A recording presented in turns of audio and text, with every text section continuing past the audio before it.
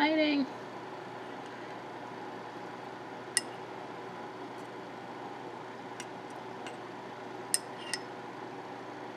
I don't know how much I'm supposed to really use. They're supposed to stick. It's just kind of gross and looks like a jelly. It's chia seeds. So it looks like chia pudding made with water, which is not an attractive feature. This is nonsense I'm doing for my boyfriend. Didn't even buy this for me, he bought it for someone else. And then decided the shipping was going to cost way more than it was worth, which is probably true. So then I adopted this child without really intending to. Come on, stick. Okay, I may have put too many chia seeds, but I don't actually know. It's only supposed to stick to like the back and the front. Haven't even watched this show. Have no intention to really.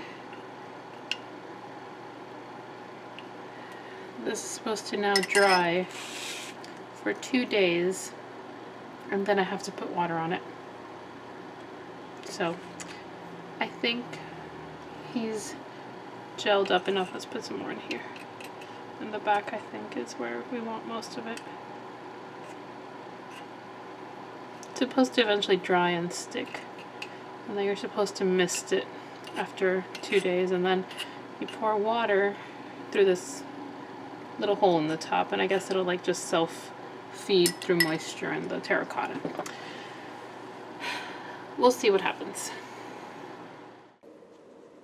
Namaste, welcome everyone. My name is Cassandra, and I'm going to take you through this New Year's yin yoga and affirmation practice.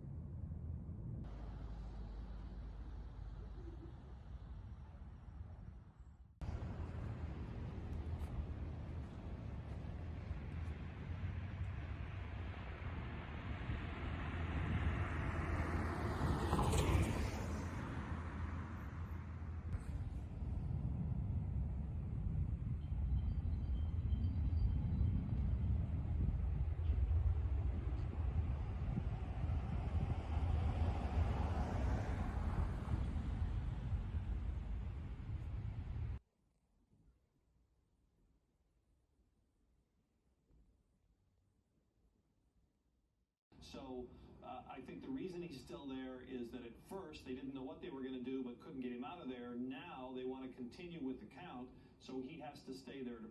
I had my biopsy today and genuinely thought that was going to be the worst thing that happened today, except there's a coup on the US Capitol, and that's what I've been watching, glued to the TV for the last like 3 hours at this point.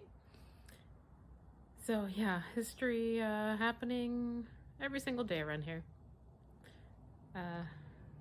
Hoping tomorrow's a better day, hoping this gets under control, hoping our democracy can recover from this. It's been a tough 4 years for anybody who believes in this. And yeah, I don't know how we're gonna really move forward, but I guess we just have to proceed and try. I'll get my biopsy results sometime next week, and fingers crossed. The pathologist, radiologist, I'm not exactly sure what his title was because there were like 5 different people in there with me, and I was high off my head, like high as a kite. Said that they believe it is an enchondroma, but the reason they did the biopsy is to rule out it being a chondrosarcoma, which is cancer. And one of my colleagues actually had that, and I really hope it's not that. I was awake for the procedure. I was heavily sedated, but I was awake. And when they pulled it out, I could hear, because it was a teaching hospital, so I could hear one of the, I guess, residents or something saying like, oh, it's liquid. So I don't know if that's a good thing or if that's a bad thing. It's just a thing. So hoping that it's not anything too concerning. Doctor herself didn't think it would be something too concerning, and the doctor who did the procedure today was fairly convinced that it would not be too concerning, but this was routine to rule out any other potential, like mistakes, or that they misdiagnosed or overlooked something, and that's always for the best. Like I said, I had a colleague who had a chondrosarcoma, and definitely you want to catch those things early for intervention, just because that's just how it goes with stuff like this. Always the earlier you can catch it, the better. It's just been really hard with COVID, thinking about, like being in a hospital. This has been going on now since September when my arm pain started. It's a super long story, but I sprained an ankle, and then I had another injury, and it started with one kind of test, another kind of test, another kind of doctor, and then eventually led to an MRI that led to a discovery that nobody expected. So that's how I ended up here.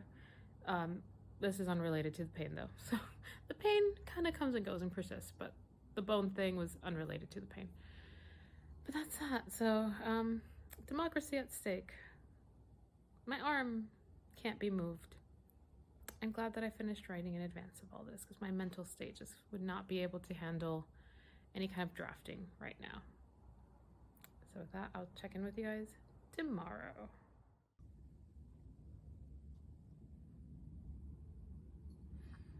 Hey guys, I can't lift my arm.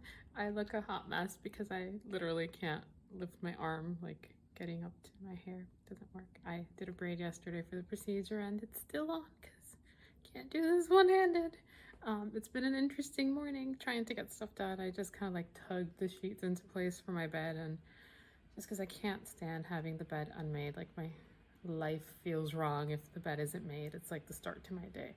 But yeah, like feeding the cats, clearing the cat litter, all these things has been quite a struggle, because obviously I keep forgetting that I shouldn't be using my right arm, and then there's that shooting pain that quickly reminds me. So that has been a little bit of a trial, but I'm managing. It's not as bad. It just feels like, the way I described it to my friends is like, it feels like I literally just got like punched really hard in the arm.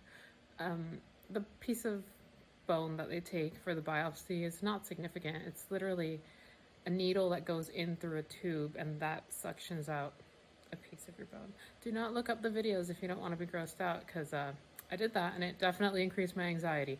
The procedure itself was not as bad as I anticipated, but the visuals are intense. Yeah, don't go, they're not a fun time. So yeah, it's not significant pain, but it's sore, and it's like, the bandage is like right here. I posted a picture of it on my Instagram. So like the stab wound essentially is right there, so I can't like pull this up. It's hard. It's hard to do anything above this level. Like that's about as high as my arm will go. I'm making some tea right now because I feel a little bit of a migraine coming on. These are not headphones. This is a TENS machine that I am running down the back of my neck because I feel a pressure migraine coming on, and I really want to head it off. Sometimes it's like tension in my neck that leads to it, and I can see that being the case because even during the procedure I had to be very stiff, and I could feel that my body was incredibly tense. So that might be residual tension. It might also just be like a rebound headache because I've had to take, I mean, not more than usual, the amount of Advil that I normally take, but I did take some Advil yesterday, and sometimes taking painkillers leads to the migraine because you get a rebound headache, and migraines are an adventure. It's so hard to tell what will trigger the migraine, and I have so many triggers that I can't tell. So I'm running a TENS machine right now. Cats are running around the background, and I'm trying to do my job with one arm. Like, I set up my laptop on my counter actually, just so that I don't have to like reach very far and like strain the arm or stretch it forward. So it's like, it's an awkward place to be doing work. I kind of feel like I should have taken more time off, but because I took 2 weeks off for vacation, I thought that school started this week and that I would need to be on schedule. I was wrong. Classes don't start until next week. But at this point, I didn't want to request more days off. So I don't technically have much to do today. Let me double check. There's literally nothing on my calendar, I don't think. Because I calendar's clear. I cleared off the days after this. I don't have anything to really do until tomorrow in the afternoon. So hoping that by then I'll be a little bit more able to at least reach the keyboard for a sustained amount of time. We'll see how that goes, but anyhow, just checking in. This might be it for today because I can't really hold the camera very well, and I'm doing this on my phone because it's easier. So while I'm having my tea, I felt I should do an update on the child. It is starting to sprout, and I have to say, chia pets are kind of gross. Like, it goes through this like really slimy, because you're basically making chia pudding with water, so it goes through this like slimy phase, and it's not an attractive look. Like, you can see the chia puddingness down there. It also gets really moist because it's a terracotta pot that you filled with water. So you can see on the bottom there's a little bit of water. You have to constantly empty the water. You have to mist the thing. I had to have a bag over it for a few days. This is a lot of high maintenance for such a small plant thing. Do not recommend.